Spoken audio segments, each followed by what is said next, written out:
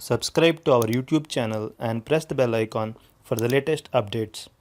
How to remove unwanted video recommendations on YouTube homepage. Log into your YouTube account if you're not already logged in.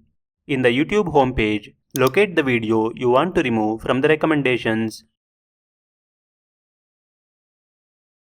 Next to the video title, click on the three dots icon to open the menu. Select Not Interested from the menu. You can repeat these steps to remove unwanted video recommendations on your YouTube homepage.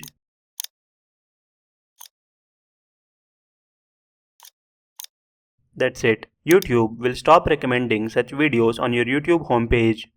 Thank you for watching.